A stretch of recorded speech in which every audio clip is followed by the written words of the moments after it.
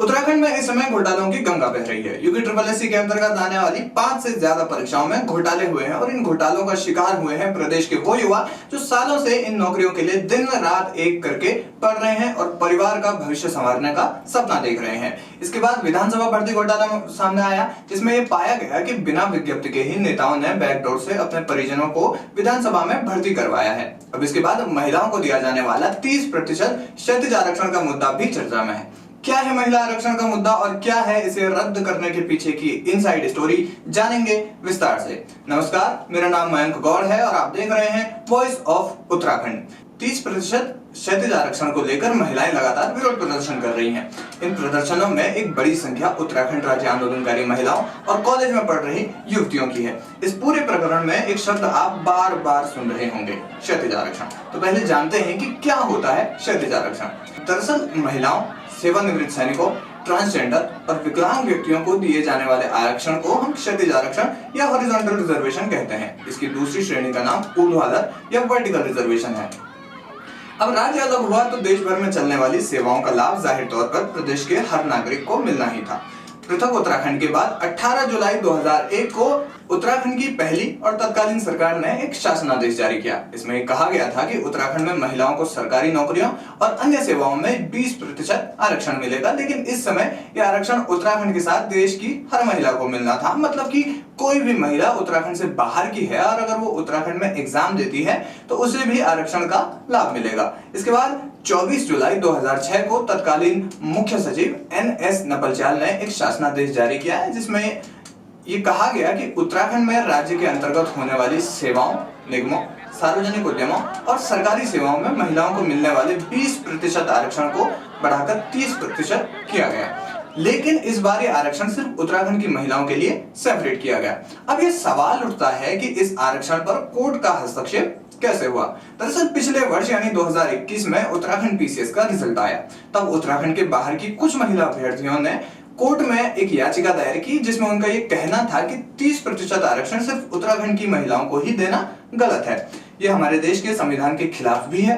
उनका ये मानना था कि ये एक स्थानीय भेदभाव है जो हमारे संविधान में दिए गए मौलिक अधिकारों का हनन है।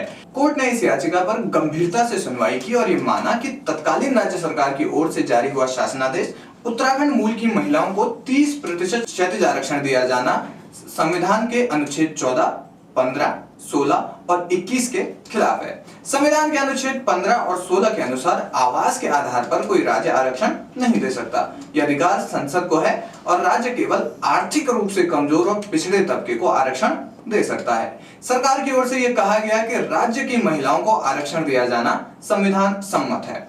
इस सुनवाई के दौरान हाईकोर्ट ने महिलाओं को मिलने वाले 30% क्षैतिज आरक्षण पर फिलहाल रोक लगा दी है या कहे रद्द कर दिया है।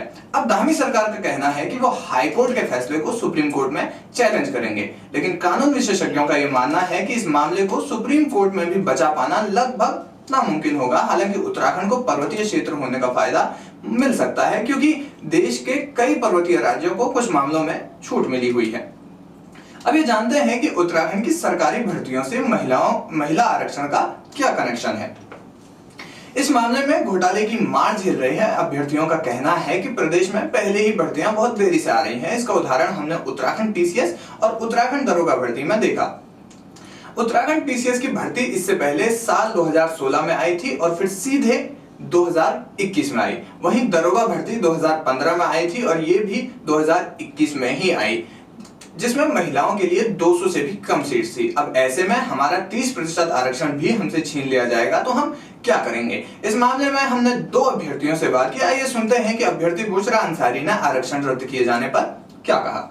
30% जो महिला आरक्षण है, जैसे कि हमारा MKP कॉलेज है, हम लोग MKP कॉलेज से हैं और हम लोग गर्ल्स को रिप्रेजेंट करते हैं, तो हम लोगों को तो इस बात का बहुत असर पड़ा है जो महिलाओं का आरक्षण खत्म हो रहा है। तो हम उसकी मांग के लिए अगर हम लोगों को यहाँ पर रुकना पड़ेगा, अपनी मांग के लिए हम लोग जितने भी यहाँ पे दिन बैठना पड़ेगा, हम लोग करेंगे अपनी मांग। जब तक हमारी मांगे यहाँ पे पूरी नहीं हो जाती तो हम लोग यहाँ पे से नहीं उठेंगे, क्योंकि पहले ही महिला आरक्षण 30% का है। उसे जो हमारी सरकार है उसको आगे बढ़ाना चाहिए, लेकिन उसको और ख़त्म करते जा रहे हैं। जैसे कि आप लोगों को सभी को पता पता है 30% आरक्षण जो है वो खत्म हो रहा है। हम लोगों की ये मांग है कि उसको और बढ़ाना चाहिए था, नहीं भी बढ़ा रहे हैं तो कम से कम उसे खत्म ना करें। तो 4-5 साल से युवा हमारे तैयारी कर रहे हैं, युवाएं हमारी तैयारी कर रही हैं। उसके बाद ये धांधलियाँ हो जाती हैं कि घूस दे के बच्चे अपना सिलेक्शन ले जाते हैं और जो तैयारी करने वाले हैं वो रह जाते हैं। बच्चे 4-5 साल की मेहनत उनकी बेकार चल जाती है, ना वो किसी और जॉब के लिए कर पाते हैं, ना वहाँ पे उनका सिलेक्शन होता है। तो इस चीज़ का हमें जवाब चाहिए और सीबीआई की जांच भी हमें इसमें चाहिए। इसके बाद हमने अभ्यर्थी मीनाक्षी सिन्हा से भी बात की और आरक्षण और एग्जाम्स के बारे में उन्होंने क्या कहा, सुनिए।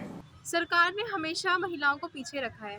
अब जो हमें ये मौके दिए गए हैं इसमें भी ऐसे घोटाले हो रहे हैं।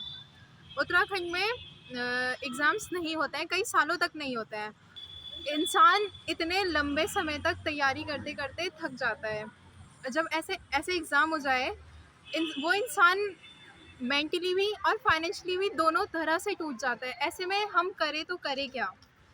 मेरा सरकार से बस यही निवेदन है कि ये जो महिलाओं का 30% आरक्षण है इस पे आप कार्रवाई करें कि ऐसे स्कैम हमारे साथ ना हो।